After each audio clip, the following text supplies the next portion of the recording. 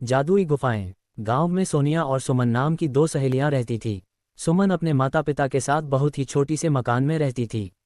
वही सोनिया बहुत ही बड़े घर में रहती थी और बहुत अमीर थी। सुमन बहुत ही अच्छी और ईमानदार लड़की थी। सोनिया बहुत ही घमंडी और लालची लड़की थी, परंतु फिर भी वे दोनों बहुत ही अच्छे दोस्त थे। वे दोनों साथ में ही स्कूल जाते और साथ में ही घर आते। स्कूल से आने के बाद दोनों रोज शाम को पार्क घूमने जाते थे। फिर एक दिन सुमन सोनिया से कहती है, सोनिया, तुम्हें पता है हमारे गांव के बाहर वाले जंगल में कोई गुफा है और मैंने सुना है जो कोई भी उस गुफा में जाता है वो वापस लौटकर नहीं आता। सुमन, ये सब कहने की बातें हैं, ऐसा कुछ भी नहीं है, चलो हम आज ही उस गुफा के पास घूमने जाते हैं। सोनिया, अच्छा तुम कहती हो तो चलते हैं। फिर अगले दिन सुबह सुबह सोनिया और सुमन उस गुफा की ओर घूमने चल पड़ते हैं। थोड़ी दूर चलने के बाद उन्हें दो जादुई गुफा नजर आता है। सुमन, देखा सोनिया, यहाँ दो गुफा है, हमें कौन से गुफा में जाना चाहिए? सोनिया, अरे मुझे क्या पता। सुमन और सोनिया दोनों ये सोच ही रही थीं कि कौन सी गुफा में जाए, तभी वहां एक परी प्रकट हुई और कहती है, परी, हाँ हाँ हाँ, मेरे इस जादुई जंगल में तुम दोनों का स्वागत है। और जैसे कि तुम देख सकती हो तुम्हारे सामने दो गुफा है, एक गुफा अच्छाई का और दूसरा गुफा बुराई का।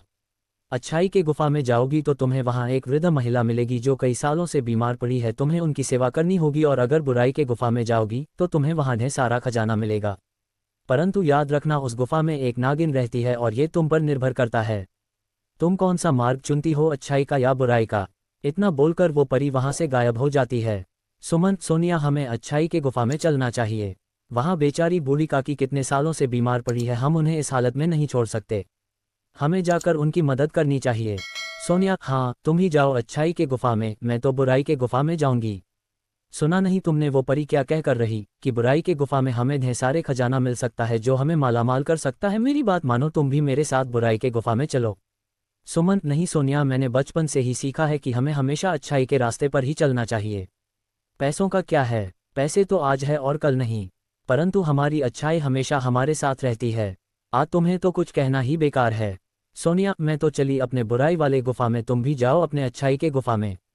इतना कहकर सोनिया बुराई के गुफा में चली जाती है और सुमन अच्छाई के। सुमन को थोड़ी दूर चलने के बाद गुफा के अंदर बहुत ही खूबसूरत दुनिया नजर आती है, जहां बहुत ही सुंदर सुंदर फूल खिले थे, तरह तरह फल लगे थे।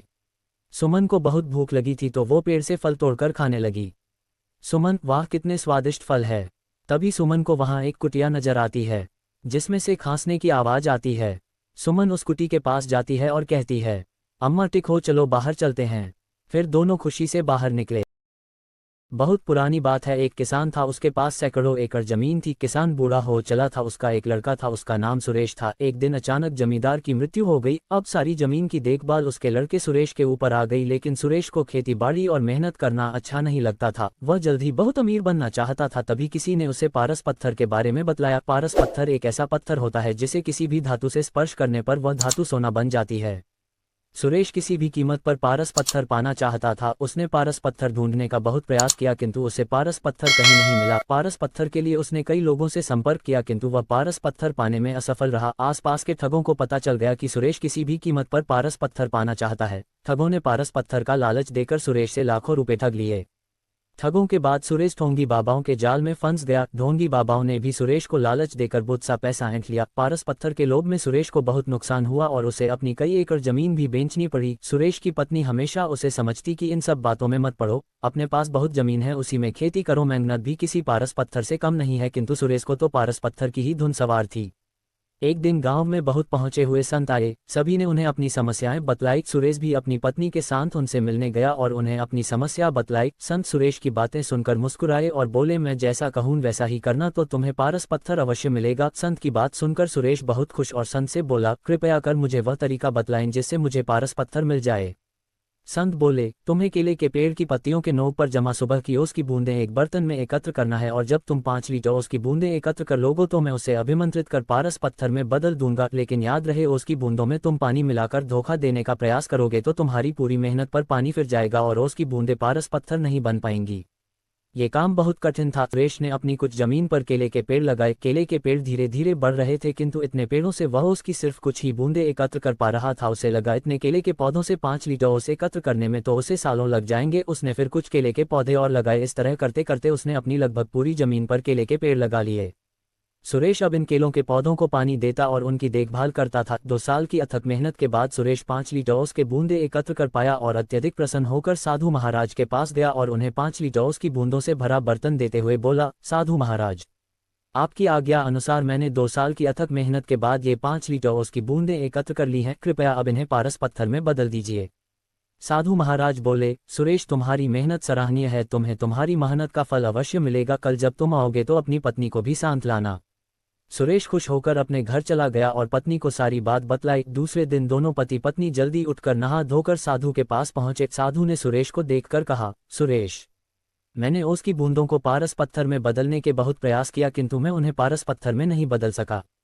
ये सुनकर सुरेश बहुत उदास हुआ और साधु से बोला, आपके कहे अनुसार मैंने 2 साल अथक मेहनत करके 5 लीटर ओस की बूंदें एकत्र की किंतु मेरी मेहनत बेकार गई। आपने भी दूसरे लोगों की तरह मुझसे झूठ बोला। सुरेश की बात सुनकर साधु बोले, बेटा, मेहनत कभी भी बेकार नहीं जाती। तुम्हारी पत्नी के हाथ में जो पोटरी है उसे खोलो। सुरेश ने उसकी पत्नी के हाथ में रखी पोटरी खोली तो देखकर दंग रह गया। उसमें सोने चांदी के आभूषण और कीमती रत्न थे। साधु बोले, सुरेश, ये तुम्हारी मेहनत का फल है जो किसी पारस पत्थर से कम नहीं है। सुरेश ने कहा, यह मेरी मेहनत का फल कैसे हुआ? साधु बोले, तुमने 2 साल से मेहनत करके जो केले के पौधे लगाए थे, 2 साल से उनमें फल भी लग रहे हैं किंतु तुम्हारा पूरा ध्यान पारस पत्थर और ओस की बूंदों पर था और तुमने फलों पर ध्यान ही नहीं दिया किंतु तुम्हारी पत्नी इन फलों को बाजार भिजवा दिया करती थी और ये सारे आभूषण और रत्न फलों की बिक्री से आए पैसों को बेचकर खरीदे हैं। सुरेश ने मुस्कुराते हुए उसकी पत्नी की तरफ देखा और बोला, तुम सही थी जो हमेशा कहती थी कि मेहनत से बड़ा कोई पारस पत्थर नहीं होता। सुरेश साधु की तरफ हाथ जोड़कर बोला, आपने मेरी आंखें खोल दी। अब मैं हमेशा मेहनत करूंगा और पैसा कमाने के लिए कोई शॉर्टकट नहीं अपनाऊंगा। सुरेश अब खूब मेहनत करने लगा और अपनी मेहनत से समाज में खोया रुतबा फिर से प्राप्त कर लिया। शिक्षा, मेहनत से कुछ भी पाया जा सकता है।